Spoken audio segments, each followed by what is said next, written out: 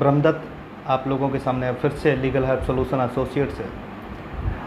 आज हम बात करेंगे कि आईपीसी 406 में जो सेक्शन जो दाखिल किया जाता है, चाहे वो कोर्ट से हो चाहे वो एफआईआर में हो, तो रिकवरी के लिए हमें क्या करना चाहिए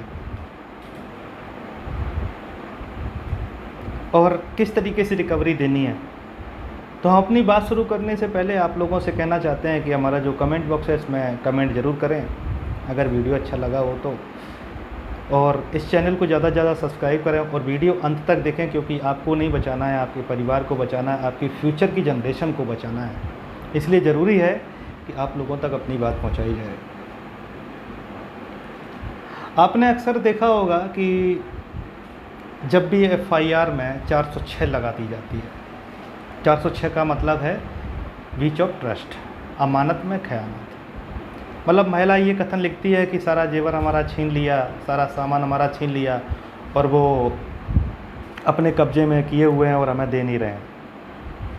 इसके लिए वो क्या करती है, वो एक लिस्ट मेंटेन करती है और वो संबंधित आईओ को दे देती है या फिर कोर्ट में दे देती है। तो हम आज यही बताने वाले हैं कि उस लिस्ट का क्या महत्व है, वो लिस्ट लीगल है या इलीगल है, अगर लीगल है तो कैसे है और इलीगल है तो कैसे है। तो आपको अपना, अगर आपके पास में संबंधित थाने से या कोई नोटिस आता है रिकवरी के लिए या कोर्ट से कोई नोटिस आता है रिकवरी के लिए, तो आपको अपना बचाव कैसे करना है, इसी संबंध में हम बात करेंगे। Domestic violence act 2005, domestic violence act 2005 जो है उसमें पत्नी की परिभाषा दी गई है, सॉरी दहेज की परिभाषा दी गई है। पत्नी की जो परिभाषा है वो सीआरपीसी 125 के एक्सेक्शन में दी गई है और डोमेस्टिक वायलेंस में दहेज की परिभाषा दी गई है। और उसमें ये कहा गया है कि डॉरी प्रोविजन एक्ट 1961 के सेक्शन 2 के मुताबिक ही डॉरी साबित कर सकते हैं। अब सेक्शन 2 क्या है, अमेंडमेंट क्या है। अब इसमें एक अमेंडमेंट हुआ, अमेंडमेंट ये हुआ, the maintenance of present list to bride and groom act 1985, dowry amendment section 2 के तहत ये कहा गया है कि दोनों जो शादी के समय जो लिस्ट बनाई गई है उसमें दोनों पक्षकारों के साइन होना चाहिए, ब्राइड ग्रूम वर वधू दोनों के साइन होने चाहिए, उसमें गवाह के साइन होने चाहिए, कितना सामान लेन देन हुआ उसका रिकॉर्ड होना चाहिए। हिंदू मैरिज एक्ट 1955 में भी कहा गया है सेक्शन 8 में कि शादी का जब पंजीकरण होना, तो वहाँ पे भी ये ज़रूरी चीज़ें हैं। लेकिन आपने देखा होगा कि जब 406 का जब मुकदमा दाखिल करती हैं महिलाएं, तो उसमें वो एक पच्ची लिस्ट लगाती हैं, सिंपल लिस्ट होती है उनकी, सिंगल लिस्ट होती है, केवल महिला के साइन होते हैं। ये जो लिस्ट अगर वो देती हैं और सिंगल साइन हैं, तो ये जो लिस्ट है वो इलीगल लिस्ट है। ये लिस्ट एक्ट के जो डॉरी अमेंडमेंट एक्ट जो है उसके मुताबिक होनी चाहिए, दोनों पक्षकारों के साइन होने चाहिए, गवाहों के साइन होने चाहिए, ये सारी चीज़ें होनी चाहिए। लेकिन ऐसा नहीं होता है। अगर आपके पास में अगर आईपीसी 406 के तहत में अगर कोई नोटिस आता है रिकवरी के लिए, आप उस नोटिस को ले सकते हैं और ऑन एफिडेविट आप अपनी आपत्ति दे सकते हैं और उनसे मांग कर सकते हैं कि जो सामान दिया गया है उसके ओरिजिनल बिल लाइए, उनका इनकम टैक्स रिटर्न कहाँ है, वो कहाँ से ख़रीदे गए हैं, कब ख़रीदे गए हैं, सोर्स ऑफ इनकम क्या है, जो दोनों पक्षकारों से जो बनी हुई लिस्ट है क्या वो ली गई है, उस लिस्ट को दिया जाए। रिकवरी उसी के आधार पे तो होगी।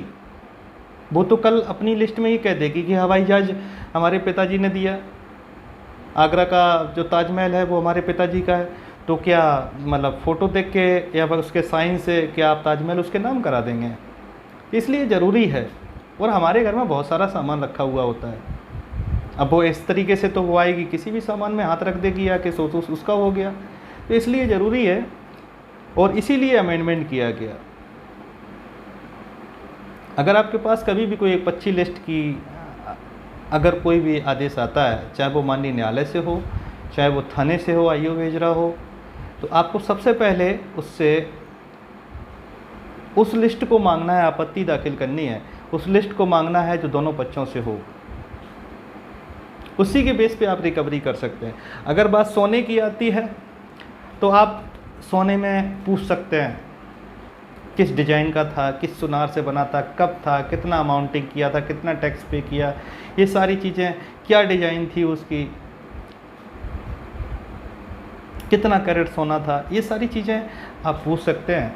आप ये सारी चीज़ें डिटेल ऑन रिकॉर्ड आप मांग सकते हैं, क्योंकि आज की डेट में आपने देखा होगा कि जो लोकल जेवर है ना, वो भी बहुत अच्छी अच्छी डिज़ाइनों के आते हैं। और जो जेवर जैसी जो चीज़ है जो 406 में ये लोग लगाते हैं, तो वो बहुत छोटी चीज़ होती है लेकिन बहुत कीमती चीज़ होती है, महिला के पर्स में आराम से समा सकती है। तो सबसे पहले ये लोग जो हाथ साफ़ करती हैं वो जेवर पे करती हैं।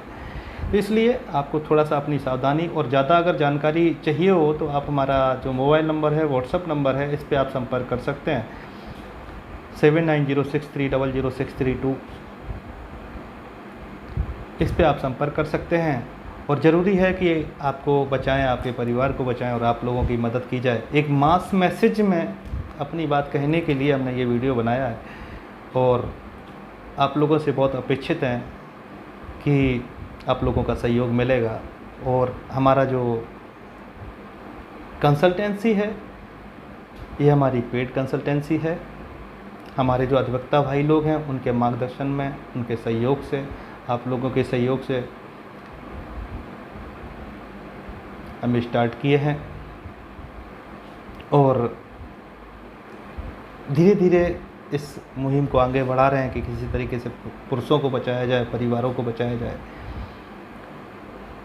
ज़्यादा जानकारी के लिए, हमारी वीडियो के नोटिफिकेशन के लिए बेल आइकन को ज़रूर दबाएं और हमारे चैनल को ज़्यादा से ज़्यादा सब्सक्राइब करें। आगे हम आपको बताते रहेंगे कि किस तरीके से आपको दहेज केस में बचना है और क्या चीज़ें उसमें इम्पोर्टेंस रखती हैं जो सामने वाले को काउंटर करेंगी। इसलिए देखते रहिए हमारा वीडियो और नज़र रखिए हम पे, और एक दूसरे के सहयोग से ही हम लोग परिवारों को बचा सकते हैं। चैनल को सब्सक्राइब करना ना भूलें और हमारे ताज़ा वीडियो सबसे पहले देखने के लिए